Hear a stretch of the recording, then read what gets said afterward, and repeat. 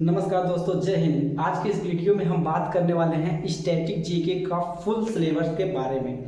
कितने ऐसे टॉपिक हैं जो आपको पढ़ने चाहिए, कौन से ऐसे टॉपिक है जिसको आपको नहीं पढ़ने चाहिए। बहुत सारे स्टूडेंट कमेंट करके कह रहे थे कि सर जो है स्टैटिक जीके का फुल प्लेलिस्ट हमको दे दीजिए, तो उसी के रिकॉर्डिंग हम इस वीडियो में उसी के सिलेबस के बारे में हम डिस्कस करेंगे कि कौन कौन से टॉपिक हम आपको पढ़ाने वाले हैं। टोटल 25 टॉपिक हम लेके आए हैं। जैसे कि आप देख सकते हैं कि भारत के प्रमुख वाद्य यंत्र और उनके वादक, ठीक है।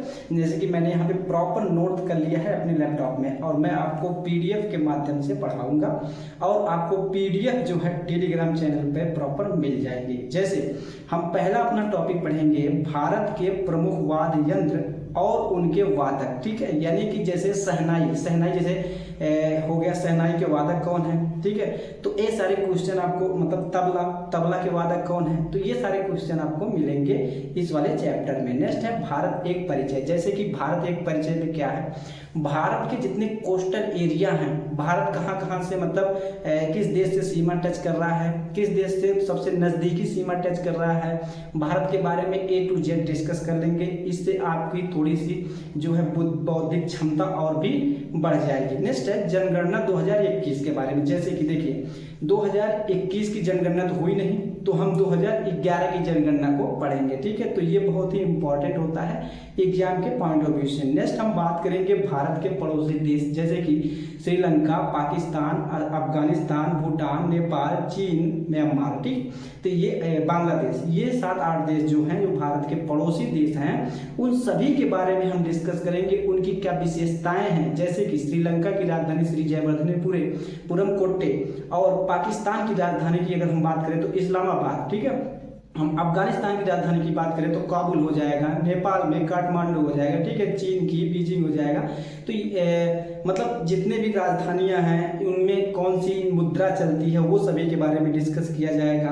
नेक्स्ट हम बात करेंगे भारत में सबसे बड़ा, छोटा, लंबा। जैसे भारत में सबसे ऊंची मीनार कौन सी है, तो बाबू कुतुब मीनार भारत की सबसे ऊंची मीनार है, ठीक है। तो भारत में सबसे बड़ी मस्जिद कौन सी है, जामा मस्जिद, कहाँ पे है, दिल्ली में। तो ये सारी चीजें इसमें डिस्कस की जाएगी, ठीक है। बहुत ज्यादा घबराने की जरूरत नहीं है, एकदम इजी वे में मैं आपको बताऊंगा।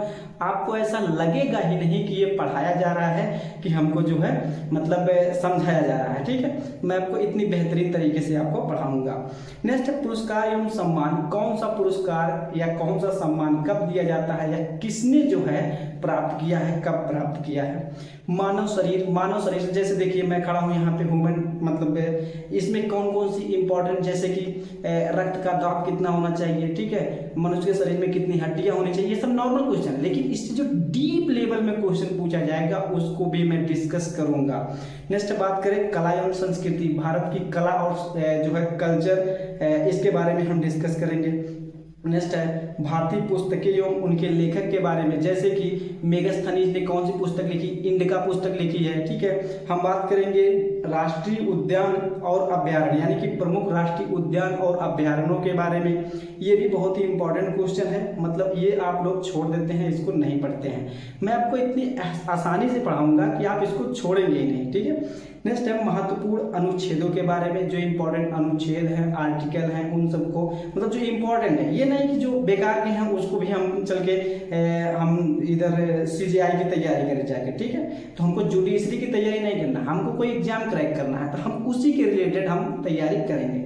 नेक्स्ट हम पढ़ेंगे भारतीय नृत्य और उनके कलाकार, जो नृत्य हैं और कलाकार उनके हैं, उनके बारे में। उसके बाद हम बात करेंगे भारत के क्षेत्रीय त्योहार, यानी कि भारत में कौन से शहर में कौन सा त्योहार मनाया जाता है, कौन से स्टेट में कौन सा त्योहार मनाया जाता है। जैसे कि गुजरात की हम बात करें तो वहाँ पे डांडिया, ठीक है। तो इन सभी के बारे में भी डिस्कस किया जाएगा। नेक्स्ट है प्रमुख मंदिर स्थान, मतलब जंतर मंतर का मंदिर कहाँ पे है, मीनाक्षी मंदिर कहाँ पे है, और ये राम मंदिर कहाँ पे है, उन सब का डिटेल आपको यहाँ पे बताया जाएगा। नेक्स्ट हम बात करेंगे भारत की ऐतिहासिक लड़ाइयाँ। जैसे कि ऐतिहासिक लड़ाई में आप देख लीजिए 1526 में जो बाबर और इब्राहिम लोदी के बीच लड़ाई हुई थी, पानीपत की प्रथम लड़ाई, वहां से दिल्ली सल्तनत का अंत हुआ, इब्राहिम लोदी की हार हुई, बाबर की जीत हुई और मुगल वंश की नींव रखी गई, ठीक है ना।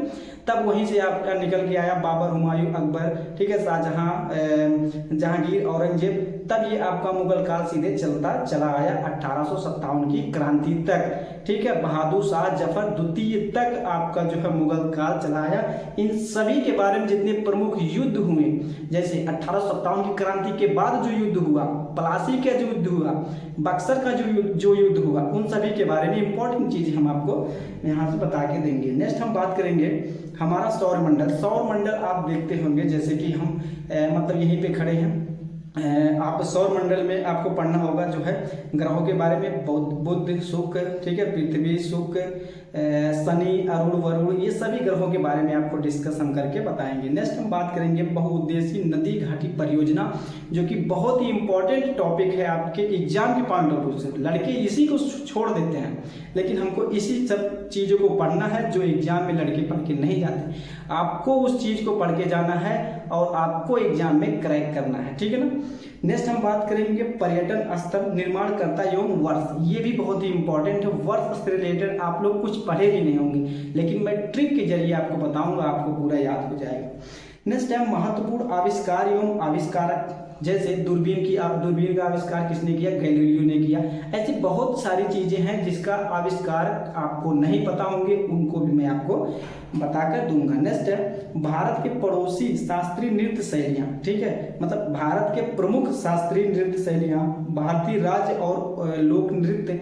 फिर हम बात करेंगे प्रमुख देशों की राजधानियों, मुद्रा। जैसे दोस्तों के पास ज्यादा से ज्यादा शेयर करिएगा, आप अपना भी भला सोचते रहिए और दूसरों का भी भला सोचते रहिए, तभी आप आगे बढ़ पाएंगे। अदरवाइज ये सोचेंगे कि मैं ही हूँ, अकेले चल के पढ़ लेता हूँ, क्रैक कर लूंगा, तो इस तरीके से बाबू नहीं होगा, ठीक है। प्रतिस्पर्धा कभी नहीं करना चाहिए, ठीक है, ये ईर्ष्या किसी से कभी नहीं करना चाहिए। आप मतलब सक्षम हैं तो ये नहीं है कि उसको आप भेज देंगे तो वो पढ़ लेगा, वो निकाल लेगा। आपके अंदर वो चीज क्यों नहीं है, क्यों नहीं आपके अंदर वो चीज कि आप एग्जाम में क्रैक नहीं कर सकते हैं, ठीक है। तो ये कोई मोटिवेशन क्लास नहीं होने वाली बाबू, इसको बस आप वीडियो को ज्यादा ज्यादा शेयर कर दीजिएगा अपने दोस्तों के पास, वो भी समझे कि हाँ ये बंदा या ये लड़का मेरे लिए कुछ है, इसने मुझे कुछ मतलब इंफॉर्मेटिव वीडियो भेजी है। तो मिलते हैं हम अपने मतलब स्टैटिक जीके के क्लास में, तो तब तक के लिए जय हिंद, जय भारत।